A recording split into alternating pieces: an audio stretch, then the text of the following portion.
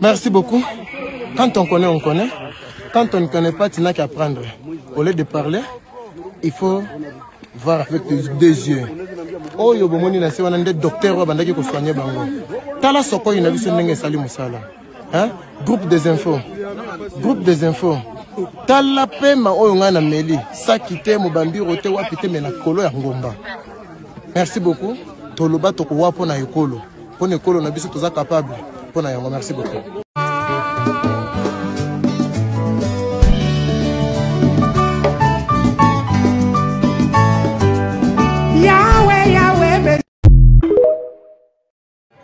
Des déplacés à perte de vue. Des colonnes entières de villageois en fuite, épuisés et terrifiés par ce qu'ils ont vécu cette nuit dans la ville de Saké. Ça a commencé à 3 h du matin, on a entendu des bombes. Puis à 5 h, ça bombardait encore au niveau de l'antenne du M23. On a vu que les soldats qui étaient au front se repliaient alors que ça tirait toujours dans le quartier. Alors on a fui. Route nationale stratégique, la RN2 relie Goma à Bukavu. Sur cet axe, Saké était considérée comme la dernière ville du territoire du Massissi à avoir échappé au combat. Mais depuis ce mercredi, la commune, située à 25 km de Goma, est le théâtre de violents affrontements entre l'armée congolaise et les rebelles du M23.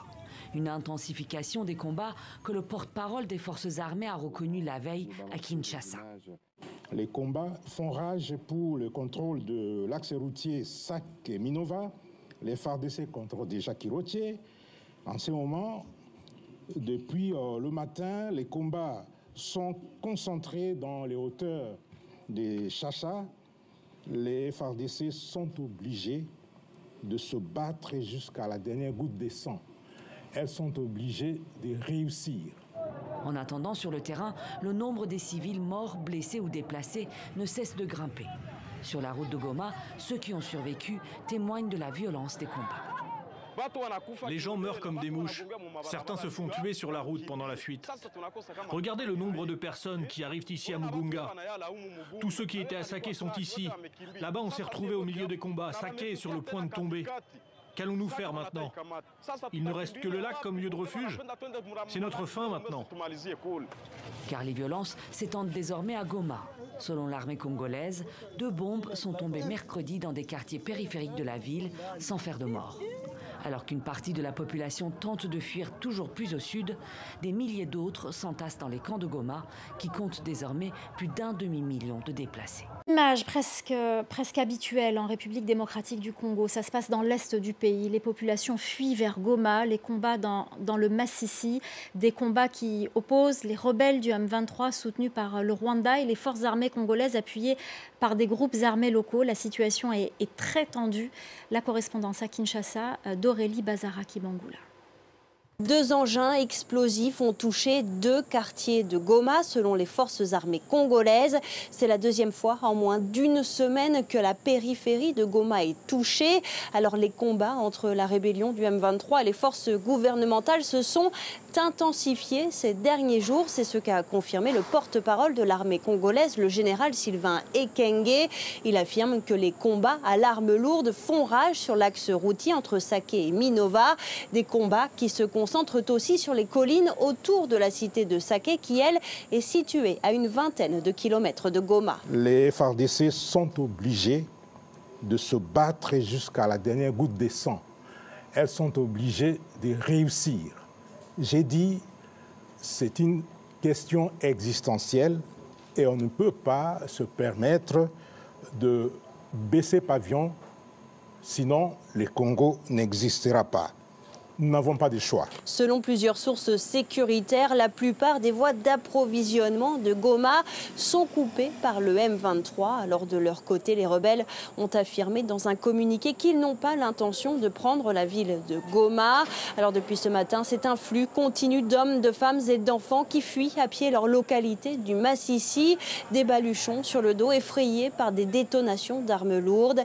Des familles qui s'ajoutent aux plus d'1 million de personnes qui avaient déjà fui les violences des affrontements dans le Nord Kivu, selon les Nations Unies. On passe à la situation en RDC où le procureur de la Cour pénale internationale est en visite. Karim Khan a demandé la fin des violences dans l'est du pays où il préconise de toute façon une autre manière de travailler avec les communautés locales afin de lutter contre les crimes de guerre. Aurélie Bazara, Kibangoula. Les crimes ne doivent pas rester impunis en République démocratique du Congo. C'est le message principal qu'a voulu faire passer le procureur général de la Cour pénale internationale, Karim Khan, en visite dans le pays. Il s'est rendu dans l'Est, notamment dans les provinces de l'Ituri et du Sud Kivu, où plus de 2 millions de personnes ont fui leur domicile à cause des violences qui font l'objet d'enquêtes de la part de la CPI depuis 2004. 3 chefs de milice ont d'ailleurs été condamnés par la justice internationale. Mais pour le procureur général, la CPI doit aller encore plus loin.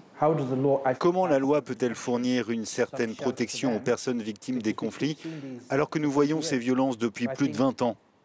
Nous devons trouver une nouvelle approche, sinon nous serons condamnés à essayer de rattraper le temps perdu pendant les 20 prochaines années. Si nous trouvons une nouvelle approche pour plus de justice, pour faire en sorte que les habitants de la RDC sentent que nous ne sommes pas en train de faire de fausses promesses, pour montrer que les institutions internationales se soucient vraiment d'elles, alors on aura essayé d'avoir plus d'impact. Les autorités congolaises ont demandé l'ouverture d'une nouvelle enquête sur les violations des droits de l'homme entre 2022 et 2023. À la tribune des Nations Unies, le président Félix Tshisekedi avait requis en février la création d'un tribunal pénal international pour juger les crimes imputés à l'armée rwandaise accusée de soutenir les rebelles du M23 dans l'est du pays. Le procureur général de la Cour pénale internationale n'a pas souhaité faire de commentaires sur ces demandes.